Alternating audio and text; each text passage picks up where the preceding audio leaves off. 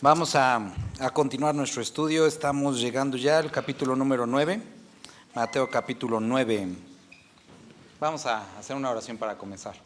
Padre, gracias te damos por esta oportunidad que nos das el día de hoy. Nuevamente acercarnos a tu palabra. Gracias porque podemos leer, porque podemos estar juntos, Dios, por esta oportunidad de cantarte y por poder experimentar tu presencia, Señor. Hoy rogamos nuevamente tu sabiduría, de tu entendimiento, Padre. Gracias, Dios. Amén. Vamos a leer capítulo número 9. ¿Alguien me podría ayudar a leer del versículo 1 al versículo 8? Okay. Los que nos han estado acompañando los miércoles sabrán que esta porción la leímos el miércoles, no de aquí de Mateo, sino fue de Marcos.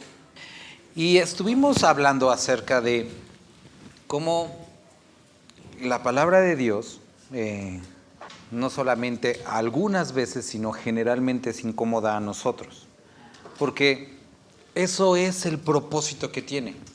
El propósito que la palabra de Dios tiene es incomodar aquellas áreas en las que pues no estamos caminando, aquellas áreas en las que hay carnalidad, y exponerlas y hacernos sentir mal. Ese es el completo propósito de la palabra de Dios. Estuvimos considerando el libro de Corintios, cómo Pablo les habla a las personas de Corintio, que les manda una carta y dice que después de haberla escrito y mandado, como les dijo, no, pues sí, me pasé de la lanza o sentí gacho, porque dice que se entristecieron. Pero dice, después me di cuenta que eso era bueno, porque esa tristeza los llevó al arrepentimiento. Y dice, de la cual no hay que arrepentirse. Entonces, vemos aquí, o vamos a estar leyendo, que muchas veces no solamente son las palabras de Cristo las que nos hacen sentir incómodos, sino es el público al que va dirigida la palabra, son las personas que Dios utiliza para expresar su palabra, son las acciones de Cristo que también nos incomodan, y es el poder que Él quiere demostrar, el que a veces también nos hace sentir tan bien. Entonces, hoy vamos a estar viendo esto en el capítulo 9. Recuerden, estuvimos viendo que capítulo 8 y capítulo 9 van a describir 10 milagros, cuyo propósito era demostrar que Jesucristo era el Mesías prometido y el cumplimiento de la profecía, ¿sale? Entonces, a partir del capítulo 9, vemos la segunda parte de estos 5 milagros, y estamos empezando con Jesús cuando sana a un paralítico. Ahora, vamos a considerar lo siguiente. Traen a un paralítico. ¿Quiénes estaban en la escena? Estaba obviamente Jesucristo, estaban sus discípulos, estaban otras personas que querían saber acerca de Jesús, pero también estaban los fariseos. Los fariseos se habían acercado a la escena no con el deseo de aprender, sino con el propósito de criticar, de ver en qué lo podían hacer caer. Por otra parte, están estos amigos del paralítico. Ellos tampoco se habían acercado a Jesús con el deseo o con la intención más adecuada, porque ellos realmente querían que Jesús sanara a su amigo. ¿Y qué es lo que hace Jesús, o qué es lo que dice Jesús cuando acercan a su amigo? ¿Qué les dicen? Tus pecados te son perdonados. Yo creo que ellos se quedan como, bueno, qué padre está eso, pero nosotros no lo trajimos para eso. Lo trajimos para que fuera sanado. Entonces vemos que ellos se acercaron buscando algo de Jesucristo que inicialmente no les dio. Estaban los fariseos que se habían acercado a Jesucristo, pero también o tampoco con el propósito adecuado. Quiero que podamos leer un poquito. Vamos a Juan capítulo 6. Creo que es sumamente importante que podamos entender qué es lo que está sucediendo. Juan capítulo 6. Esta historia describe cómo Jesús alimenta a más de 5,000 personas. Después de alimentar a estas 5,000 personas, va al otro lado, llegan las personas y le dicen, Jesús, no vimos cuándo fue que llegaste, como trataba de hacerle esta plática. Jesús luego se da cuenta de sus intenciones y le dice, bueno, ustedes no me están buscando porque quieran verme o por mis enseñanzas, sino porque les di de comer y tienen otra vez hambre. Y empieza a hablar acerca del pan de vida. Ellos dicen, ¿qué señal nos das para esto que dices? Y Jesús les acaba de dar de comer, pero aún así continúa el relato. Y ellos le dicen, bueno, Moisés hizo descender pan del cielo. Jesús le dice, no, no fue Moisés, fue mi Padre. Y dice, y yo soy el pan que descendió del cielo. Continúa la plática y llega al punto en el que les dice, si no comen de mi carne y no beben de mi sangre, no tienen parte conmigo. Lo cual es raro de escuchar, y te apuesto que tú también, si lo escuchabas por primera vez, dirías, eso está bastante raro que nos diga. Pero llegó el punto de la incomodidad en el que el mismo capítulo, y vamos a capítulo 6, versículo 41, murmuran entonces de los judíos, porque había dicho, yo soy el pan que descendió del cielo. Y decían, pues como que ¿de dónde descendió del cielo? Es el hijo de José, cuyo padre y madre nosotros conocemos. ¿Cómo pues dice del cielo descendido? Entonces continúa hablando acerca de este punto. Versículo 52, entonces los judíos contendían entre sí diciendo, ¿cómo puede darnos a comer su carne? De cierto les dijo, de cierto os digo, si no coméis de la carne del Hijo del Hombre y bebéis su sangre, no tenéis vida en vosotros. El que come de mi carne y bebe de mi sangre tiene vida eterna, y yo le resucitaré en el día postrero. 60. ¿Qué sucedió? Al oír estas palabras, muchos de sus discípulos dijeron, dura es esta palabra, ¿quién la puede oír? Sabiendo Jesús en sí mismo que sus discípulos murmuraban de esto, les dijo, esto les ofende. Y concluye este capítulo describiéndonos que producto de estas palabras hubo dos tipos de reacciones. Dentro de sus discípulos, quienes decidieron ya no estar con él, y otros, Jesús les dice, oigan, ¿ustedes también quieren irse con ellos? Y las palabras que conocemos de Pedro, ¿a dónde más iremos? ¿No? Ahora, estamos leyendo esto porque aquí vemos una escena similar. Personas que se han acercado a Jesucristo, no con el entendimiento completo, incluso algunos con una intención inadecuada, pero estaban ahí las palabras de Jesucristo. Tus pecados te son perdonados. Y ellos tenían conflicto con esto. Y había dos opciones. Primero, tenemos que entender antes de llegar a las opciones. La palabra de Dios tiene el propósito de incomodar aquellas áreas que no están bien. También la palabra de Dios edifica, construye, redarguye, pero hoy estamos viendo cómo tenía el propósito de incomodar. Y probablemente tú has experimentado aquí en otros lugares que llegas con necesidad o triste o llevas a alguien y ese día al pastor se le ocurre ser muy enfático en algunas cosas y salen chillando y dices, no, pues si quería que lo consolaran y salió peor. Bueno, si esa es la circunstancia, tienes que recordar que como Jesucristo les dice a los discípulos, ¿esto les ofende? No importa. Ese era el propósito. Ahora, está la palabra que ofende, que incomoda, aquello que no está bien en nuestra vida. Cuando nosotros vamos al libro de Ezequiel 33, si lo quieres anotar o ir viéndolo entre líneas, habla acerca de los atalayas. Describe primero la profesión. Aquellos que estaban en la torre viendo que no viniera nadie a atacar la ciudad. Y entonces dice que si el atalaya veía que alguien venía a atacar y no daba la alerta a la ciudad, entonces la sangre de estas personas que fueran lastimadas era por sobre su propia cabeza. Pero si avisaba y las personas tomaban sus previsiones y eran salvados, pues qué bueno. Y si no tomaban sus previsiones, pues era su propia responsabilidad, porque la atalaya había hecho su función. Y entonces, hablando de esto, les dice, ustedes, como profeta tú, si yo te doy un mensaje y tú no lo dices, entonces, si tú no das el mensaje por no querer incomodar a las personas, por no querer ofenderlas, si esas personas pierden la vida, es tu responsabilidad. Ahora, sabemos, también mismo Ezequiel lo menciona, y lo volvemos a ver más adelante, que cada uno tenemos responsabilidad sobre nuestros propios actos. Y el pecador va a morir por su pecado. Pero tú y yo tenemos una responsabilidad, a pesar de que el Evangelio, a pesar de que la palabra pueda ser dura. Más adelante, Isaías capítulo 56, si quieres anotarlo también, va mucho más allá la palabra y hablando de dureza, dice, hablando a los profetas y a los pastores, dice, ustedes son perros mudos. Fueron puestos para avisar y no hablaron, bueno, no ladraron. Son perros comilones, les gusta dormir, porque tenían que decir algo y no lo dijeron. Llegamos al libro de Jeremías, muchas veces hemos leído este capítulo, capítulo 1.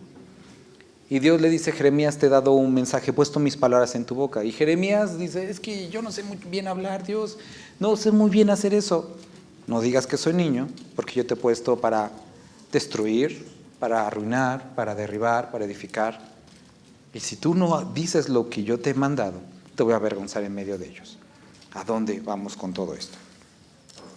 Había un mensaje incómodo, o hay un mensaje incómodo, el cual tiene que hablarse. Su propósito es eso, incomodar para después transformar. Lo ha puesto en nuestra boca. Y podemos decidir, con el mensaje, recibirlo o no. Pero eso, Dios no va a decir, híjole, no me recibió mi mensaje, pues ahora voy a pensar de otra forma. No, la palabra no va a cambiar, ahí está. Da el mensaje a nosotros que somos sus mensajeros. Podemos, ay, es que pobrecitos, van a sentir feo. O hablar el mensaje. Y lo que tenemos que saber y entender de esto es que sus palabras son las únicas que dan vida. Son las únicas que pueden transformar. Y si tú sustituyes esto, diluyes este mensaje, no produce vida. Porque sus palabras son las únicas que producen vida. Ahora, ahí estaba. En este caso, los fariseos ni siquiera tuvieron que decir nada. Jesús pudo conocer sus intenciones, su corazón. Y les dijo, ¿por qué están pensando esto? Ahora, el hecho de que lo pensara no cambia nada. Siguen siendo las mismas palabras. Sus pecados habían sido perdonados. Y entonces hubo un fruto de lo que de lo que Jesucristo había dicho. Para que sepáis que el Hijo del Hombre tiene potestad en la tierra para perdonar pecados. Dice entonces al paralítico, levántate y toma tu cama y vete a tu casa. Entonces él se levantó y se fue a su casa. Y la gente al verlo se maravilló y glorificó a Dios, que había dado tal potestad a los hombres. Entonces vemos el resultado de las palabras de Jesús en la vida de la persona fueron visibles, hubo un fruto. Entonces están los amigos del paralítico que se habían acercado a Jesús con otro propósito, pero tuvieron fe, creyeron, estuvieron dispuestos a que Jesús les cambiara las cosas. ¿Y qué pasó? Se fueron bendecidos por él. No necesariamente la sanidad, sino la salvación de su amigo, el perdón de pecados. Y están los otros, conocedores de la ley, que también se acercaban con intenciones incorrectas, pero endurecieron su corazón. ¿Y cómo se fueron? Con las manos vacías, endurecidos. Y podemos muchas veces acercarnos a la palabra de Dios con una manera muy crítica. Lo comentaba en la cena con mi esposa y con otros hermanos. Yo durante muchos años tuve la tonta actitud de ir a otras iglesias y escuchar conferencias de pastores y acercarme a la palabra con una actitud crítica, decir, a ver cómo comparten, a ver cómo dicen. Eso es una tontería, es la palabra de Dios y sigue haciendo efecto, pero podemos acercarnos de una manera muy crítica o decir, Dios, eso no lo deberías de decir, esto debería de presentarse de esa forma, pero ¿sabes qué? Dios es Dios y lo va a decir como lo tiene que decir, porque es la forma en la que funciona. Sus palabras son verdad, sus palabras son vida. Entonces se levantó, se fue a su casa, la gente glorificó a Dios. Versículo 9. Pasando Jesús de allí, vio a un hombre llamado Mateo. ¿Puede continuar alguien leyendo hasta el 13, por favor? Y la segunda área con la que podemos ser críticos es con las personas que Dios quiere salvar o con las personas que Dios ha salvado. Muchas veces acudimos a la iglesia, nosotros siendo imperfectos y teniendo pecado, pero esperamos que todos sean perfectos. Ay, mira, el hermano se enoja, mira el hermano su cara, mira el hermano su actitud. Y nos sentimos como los fariseos diciendo, ay, ¿cómo es que Jesús está ahí? Y nos acercamos a las personas que Él ha salvado o a las que quiere salvar de una manera muy crítica, esperando perfección cuando son pecadores, como tú y como yo. Ahora, tenemos que entender lo siguiente. Una de las condiciones fundamentales, o más bien la primera condición fundamental para el acercamiento a Cristo es saberte pecador, es reconocerte pecador. Y una vez que te reconoces pecador, entonces Cristo puede obrar en tu vida. Segunda condición, no solamente saberte pecador, porque muchos se acercan a Dios, se acercan a la iglesia diciendo, ay, sí, yo soy pecador, pero así voy a ser. Y así no funciona tampoco. Llamó a los pecadores para, ¿qué dice aquí? Arrepentimiento. Si tú, porque ha pasado, ¿no? Personas que vienen a la iglesia o quieren que, por ejemplo, el pastor los case, pero quieren seguir viviendo una vida completamente desordenada, ¿para qué? No te tomes la molestia de venir. Si tú no tienes la intención de arrepentirte, si no tienes la intención de que Dios transforme tu vida, estás perdiendo el tiempo. Si quieres continuar en tus pecados, en tu vida, no pierdas el tiempo. Pero si tú has reconocido, como vimos en el capítulo 5, ese quebranto de corazón, si has reconocido que necesitas un Salvador, entonces este es el lugar adecuado. Un lugar en el que pecadores pueden ser transformados y puede traer fruto Dios a sus vidas. Entonces está este grupo de personas. Ahora hay algo aquí que me gustaría que notaran, ¿no? En los otros evangelios, en Marcos y en Lucas, nos menciona que Mateo dio lo que tenía y que recompensó a los que había transado, ¿no? Aquí Mateo no se echa flores él mismo, lo deja con el simple hecho de sígueme, lo siguió y que hizo esta fiesta. Ahora, haciendo esta fiesta, ¿a quiénes invita Mateo? Pues a sus amigos con los que él convivía. Y Jesús no tuvo el más mínimo problema con ir a la casa de Mateo. ¿Y quiénes estaban ahí? Pues las otras personas odiadas o despreciadas de la ciudad, recaudadores, los publicanos. Y Marcos nos dice prostitutas, que eran las personas con las que se relacionaba Mateo. Algo importante aquí es porque también muchos de aquí han tomado para poder apartarse y justificar su vida pecaminosa. Mira, Jesús estaba conviviendo con ellos, pero Jesucristo iba a llamarlos al arrepentimiento y predicarles el evangelio. No tenía la intención de participar, de acercarse, de vivir o de satisfacer sus pasiones a través de la vida de los otros.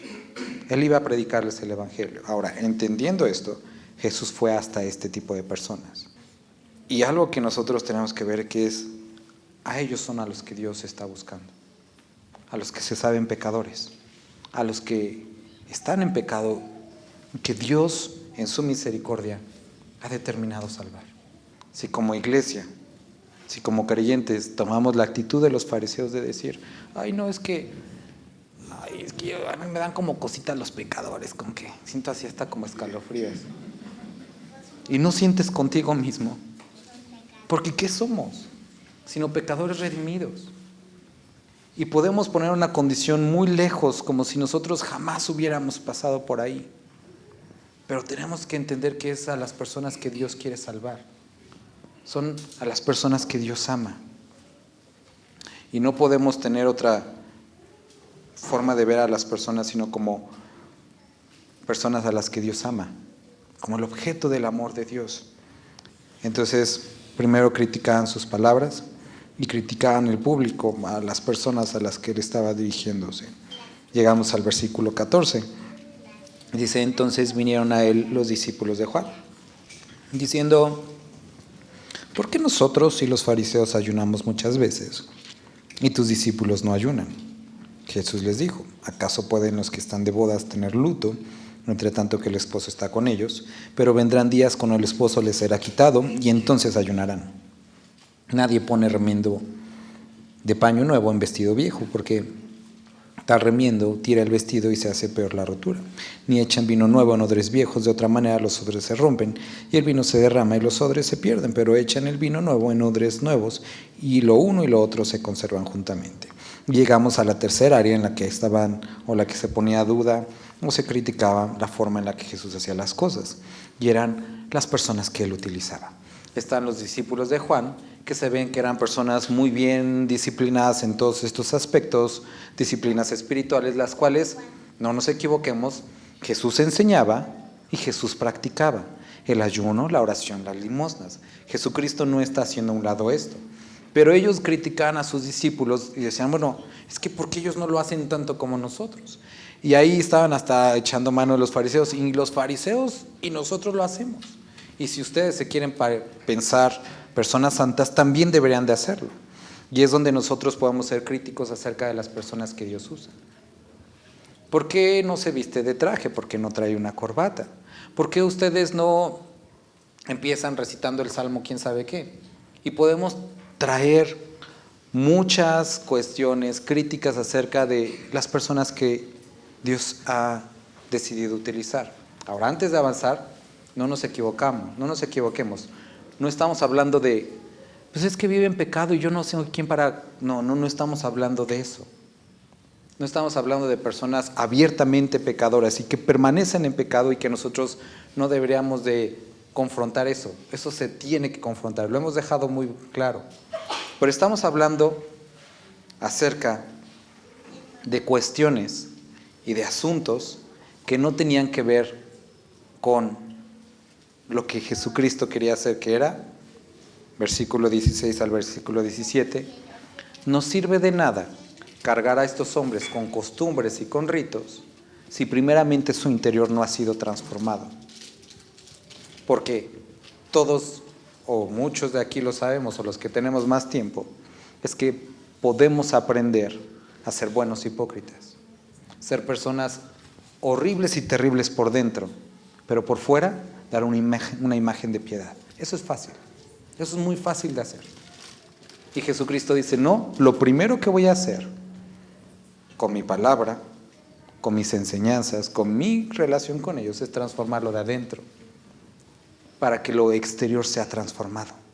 Y queridos hermanos, nos recuerda nuevamente que las personas que Dios usa no son aquellas que necesariamente en lo externo, como también leemos en los profetas, dice, ustedes juzgan por lo de afuera, ustedes se fijan en lo de afuera. Y Jesús dice, yo voy a empezar por lo de adentro, transformando su corazón, y que esa transformación interna produzca un cambio externo, no al revés, porque podemos, vuelvo a repetir, traer a personas con un estereotipo muy cristiano, pero que en lo interior no lo sea. Y lo que Jesús se enfocaba era en la transformación interna, y esto traía fruto. Entonces, versículo 18. Mientras él les decía estas cosas, vino un hombre principal y se postró ante él diciendo, mi hija acaba de morir, mas ven y pon tu mano sobre ella y vivirá.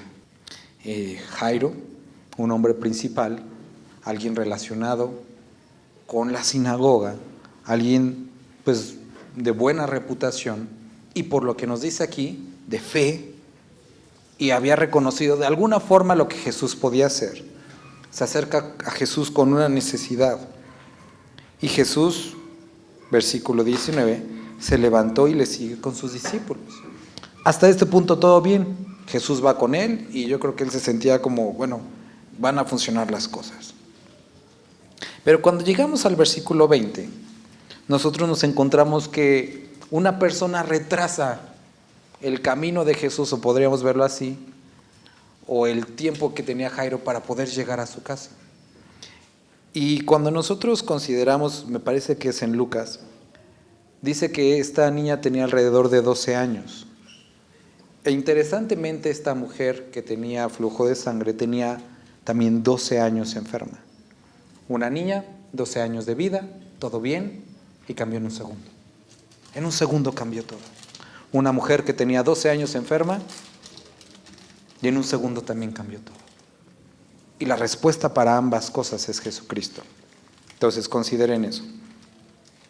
Bueno, entonces va, y a diferencia del principal de la sinagoga, que era alguien que podríamos decir teológica o bíblicamente correcto, centrado, porque era un hombre de la ley, un hombre de sinagoga, un hombre con fe, está esta mujer. ¿Qué es lo que hace para ser sanada? Toca su manto. ¿Hay algún, vamos a decir, para avanzar más rápido, esto era misticismo?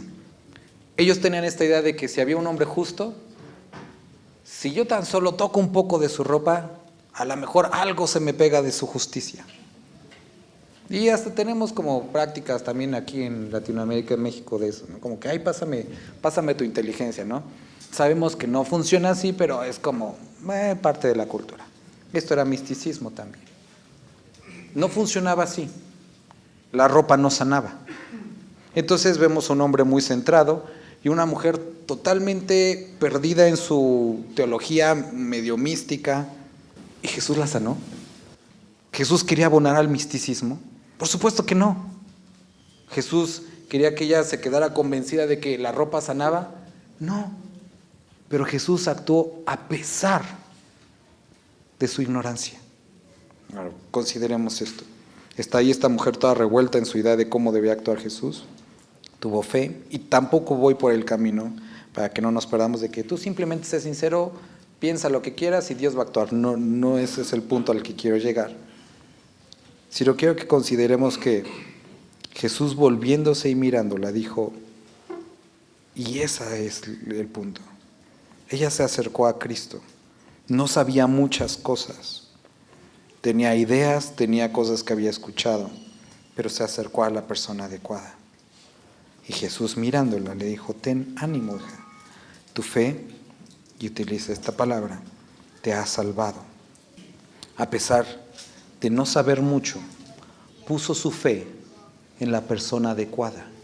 No era fe en la ropa, no era fe en su fe, era fe en Cristo Jesús. Y dice, tu fe te ha salvado. Y no es de esta forma en la que nosotros somos salvados. Cuando venimos al cristianismo, cuando venimos a Dios, creo que ninguno somos expertos en la Biblia. No sabemos muchas cosas. No podemos recitar Romanos 6:23. No podemos recitar Efesios. No sabemos que la fe es únicamente, la salvación es por fe. Pero aún así somos hechos salvos. Porque se nos predica el Evangelio. Tenemos una firme convicción de nuestra condición. Nos acercamos a Jesucristo y Él es fiel y justo para salvarnos. Y esto es exactamente de lo que estoy hablando. Ahora, ahí imagínate a Jairo ya todo impaciente como Jesús, o sea, sí sana, pero apúrale, mi hija, ¿qué? Pero era necesario que él viera todo esto que estaba sucediendo, porque iba a llegar y iba a ver a su hija muerta. Y tenía que aprender a lidiar con esto. Tenía que lidiar en todo este camino, ver el poder de Dios en la vida de otras personas, la actividad de Cristo de una forma diferente en la vida de otras personas, para cuando llegara a su casa, enfrentarse a una realidad. Por una parte, su hija estaba muerta. Y por otra parte, los que estaban en casa se estaban burlando de la decisión que él había tomado, que era buscar a Jesús. Porque llega y dice, apártense, no pasa nada, la niña duerme. Y dice, aquí el texto, que los demás se burlaban. Y muchos tomarán esa actitud con respecto a la decisión que tú has tomado de seguir a Cristo y de creerle y de poner tu fe en Él. Y vas a tener que aprender a lidiar con esto. Pero Cristo no te deja solo. En el camino te ha enseñado. Está su palabra. Para que cuando llegue el momento, como dice Corintios, cuando estés en esta prueba, sepas qué tienes que hacer. Porque lo has visto, lo has leído, lo has escuchado. Y a veces tenemos este problema con ¿por qué está pasando tanto tiempo? ¿Por qué estás tardando tiempo? Porque Él está enseñando cosas. Él quiere que veas, Él quiere que aprendas, Él quiere que consideres, para que cuando llegue el momento, sepas a quién acudir. Y que puedas entender que a pesar de tu mucho, poco o nada de conocimiento como esta mujer, Él es fiel y justo para perdonarnos y limpiarnos de toda maldad. Y que no se trata ni de tu justicia, ni de tu fe siquiera, porque dice que esto no es de nosotros, sino es don de Dios, sino se trata de Él. Y que podemos acudir siempre a Él. Y Él en su misericordia obrará conforme a su voluntad. Entonces, llega Jesús. Se burlaron de Él. Pero cuando la gente había sido echada fuera, entró y tomó de la mano a la niña y ella se levantó. Y se difundió la fama de esto por toda aquella tierra. Nuevamente vemos decisiones.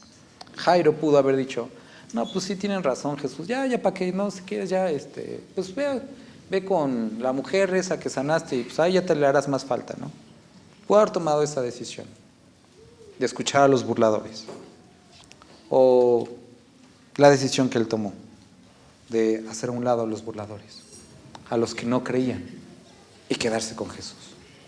Y esto es algo importante que debemos de escuchar el día de hoy. Esto se trata de ti y Jesús. Y va a haber muchas voces, pero al final tú tendrás que decidir si escuchar su palabra o escuchar otras voces, que por cierto, van a pasar. Pero de su palabra se dice, esa permanece para siempre. Y tú tienes que decidir qué es lo que vas a hacer. Jairo tomó la decisión adecuada. Versículo 27. Pasando Jesús de allí, le siguieron 2 ciegos, dando voces y diciendo, ten misericordia de nosotros, hijo de David, el cual era un título mesiánico. Y llegando a la casa, vinieron a él los ciegos. Y Jesús les dijo, ¿creéis que puedo hacer esto? Ellos le dijeron, sí, Señor. Y entonces podemos notar que estos ciegos contradictoriamente habían visto lo que las personas no habían podido ver, que Jesús era el Mesías. Y sus discípulos y los fariseos, con todo el conocimiento, no habían visto lo que ellos sí habían visto, que Jesús era el Mesías. Y ellos les dice, ¿creen que puedo hacer esto? Ellos dicen sí. Les tocó los ojos, diciendo, conforme a vuestra fe os se ha hecho. Y los ojos le fueron abiertos. Y Jesús les encargó rigurosamente, diciendo, mirad que nadie lo sepa. La semana pasada hablamos de esto y la antepasada creo que también lo mencionamos. Pero, ¿consideras que en algunas áreas te falta entendimiento? Acércate a Jesús y Él va a abrir tus ojos. No entiendes del todo a veces lo que lees, acércate a Jesús y Él puede abrir tus ojos para que entiendas. O quédate como los demás, pero yo te recomiendo que te acerques más a Él y que Él abra nuestro entendimiento. Pero salidos ellos divulgaron la fama de Él por toda aquella tierra. Versículo 32. Mientras salían ellos, he aquí le trajeron un mudo endemoniado, y echado fuera el demonio, el mudo habló, y la gente se maravillaba y decía, nunca se ha visto cosa semejante en Israel. Pero los fariseos decían, por el príncipe de los demonios echa fuera a los demonios. Y encontramos la siguiente área en la que criticaban, y hasta el día de hoy se critica la forma en que actúa Jesucristo, su poder. Entonces vemos su palabra, vemos el público al que va dirigido, las personas que él usa, sus acciones, aquí con la vida de Jairo, y aquí su poder. Tenemos que notar y recordar que cuando los discípulos de Juan el Bautista vienen a Jesús y le dicen, Juan el Bautista dice que si eres tú el que debemos de esperar, no, ¿eres tú el que estamos esperando o tenemos que esperar a otro? Y Jesús les contesta, los ciegos ven, los ciegos sí, los ciegos ven, los sordos oyen, los mudos hablan, los cojos saltan, haciendo referencia a la profecía de Isaías. ¿Hay fruto? ¿Está el cumplimiento de la palabra? Entonces soy yo. ¿Qué estamos viendo aquí? Que habrá ocasiones que, como los fariseos, por no entender, o por nuestra ceguera espiritual, o por lo diferente en la forma en la que Dios actúa, podamos cuestionar que algo sea o no sea de Dios. Pero tenemos que ver el fruto. ¿Está en la palabra? Eso es lo que dice que Él hace. ¿Están los frutos de Él ahí implicados? Entonces, ¿qué tengo que decir? Y quiero que podamos considerar esto, hermanos. Esto es algo muy importante porque estaba acordándome la semana que hace ya varios años, algunos de aquí me acompañaron. Fuimos a visitar a un hermano en la, ¿cómo se llama? Ahí por Atlisco, en un pueblito. Y si tú veías al hermano, pues digo, no se veía diferente a cualquier otra persona del pueblo, ¿no? Es un hombre que en su apariencia era campesino, normal. Pero este hermano era el pastor de 14 iglesias de la región, las cuales visitaba todas las semanas y caminaba no sé cuántos kilómetros para ir. Y cuando estaba acordándome de él, me acordé de otra persona que conocimos en la sierra, que cuando llegamos, pues igual, o sea, tú físicamente lo veías y pues no sé, se veía como cualquier otra persona, no sabía leer. Esta persona, como no sabía leer, había memorizado muchos textos por los que se los habían contado y él los memorizaba porque no sabía leer. Pero este hombre era encargado también de iglesias, predicaba todos los domingos, ibas a las reuniones y podías percibir los frutos de Dios en la vida de las personas, el resultado de la palabra, y había cosas que de repente decías, o sea, ¿cómo ellos sin saber ni nada oraban y personas eran sanadas?